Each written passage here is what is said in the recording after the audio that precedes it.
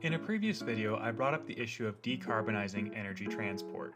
Not decarbonizing transportation, but decarbonizing energy transportation. The basic premise covered in that video was to highlight the role that hydrocarbons play in moving energy around on land. Again, the focus was on energy distribution, not generation. In this video, I wish to dive deeper into this topic. Fair warning, there will be some math. First of all, I'm going to establish some metrics that I'll be using for this video. Note that the efficiency I am using for each fuel is based upon its own use case. Propane and methane have higher efficiencies because we are assuming that they'll be used for heating and cooking. If methane were to be used in a natural gas power plant, then the efficiency would be much lower, around 45%. Maybe this could be improved if the methane were being burned in a combined cycle plant. Crude oil is at 50% to represent the average efficiency of its products. Hydrogen is at 60% because that is the efficiency of a fuel cell. These are not round-trip or production efficiencies. They do not take into account the energy cost of production, just the efficiency of the fuel once it is used. Here are some additional assumptions I'll be making. Domestic energy consumption per home at 32 kilowatt hours per day for fully electric homes, while having 26 kilowatt hours per day for homes with gas appliances, and an average EV battery size of 40 kilowatt hours. Now let's do some calculations. We want to see just how much energy is being moved around in hydrocarbons. Here I have calculated the usable energy transported by each mode. Note that the coal hopper and tank car are in a consist of 100 cars. The red and green for the semi represent a gasoline and diesel load respectively. I have added a city size to visualize just how much energy is being transported. This is the size of the city that the energy contained in the mode could power if it were all consumed within 24 hours. Converting the energy within these modes at a thermal efficiency of 30% yields the following. Note that your average truck tanker yields about the same amount of power as a small power plant if that energy were to be released in 24 hours. So, in a way, when a gasoline fuel truck drives past you on the road, that's an entire town's worth of energy for one day. Now, obviously, we don't want to release all the energy stored in these hydrocarbons instantly.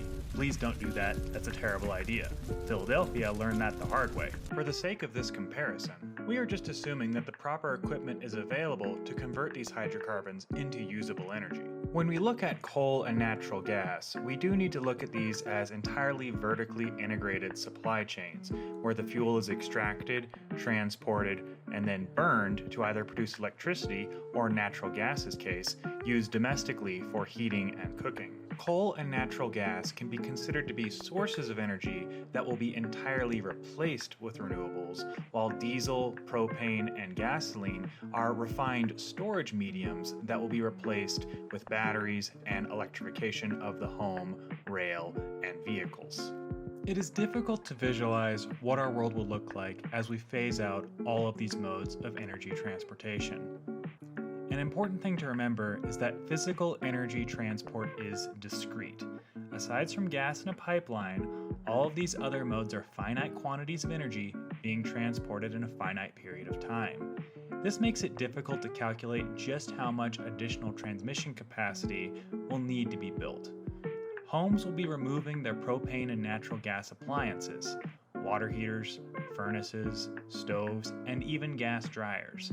These are all high-energy appliances that will be converted to electric. I hope they have space in their electrical panel. Adding electric vehicles to the mix is another complication. Before, a gasoline tanker showed up in town and filled up the gas station once a week. Now, there will be people charging their EVs at various rates all across town. I hope they all don't fast charge at the same time. It is important to remember just how interconnected the modes of physical energy transport are. Coal trains and pipelines provide fuel for power plants. Power plants provide electricity for refineries. Refineries make petroleum fuel products. Trains and trucks transport petroleum fuel products. Consumers use electricity from power plants, gas from pipelines, and consume fuel products. With all of this phased out, we will gain some efficiency. There's a lot of shuffling around in the current energy paradigm. likely grid capacity will still increase, but maybe hydrogen and biofuels can help us balance the mix. There are advantages to discrete physical energy transport. The primary advantages provided by discrete physical energy transport are that the fuel both doubles as a storage medium, basically a battery, and that the energy contained is not a burden on the grid. There may be situations in which it is both economical and sensible to transport a large quantity of energy in a physical form instead of putting it on a wire. This is where we get to the point of the video. We know that there is an absolute minimum amount of electrification that needs to be done to get all of the homes in this country fully electric and get them off of natural gas and propane. We also know that legacy power plants are going to be shut down and replaced with renewables, which might be more distributed throughout the entire grid. The issue is creating another cycle of induced demand with overusing electricity and electric vehicles when really we should be looking at other options that are more energy efficient. As electric cars become more popular and probably cheaper, there's going to be another cycle of demand for these new vehicles. If there is a supercharger capable of fast charging your electric Hummer on every street corner, you're going to be incentivized to buy that vehicle. And if you don't believe me that people are going to buy bigger vehicles if it becomes easier to fuel them, look at what happens when the price of gas goes down. If the price of gas goes down by $1 or $2, we see a spike in the sale of gas-guzzling vehicles.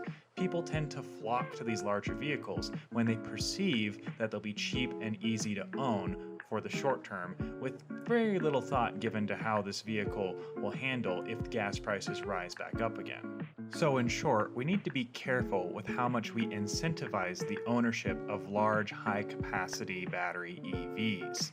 Overbuilding our grid and putting superchargers all around the country is probably not the best plan. There should be a degree of a built-in disincentive that makes the price of electricity and the price of fast charging undesirable and at least non-standard.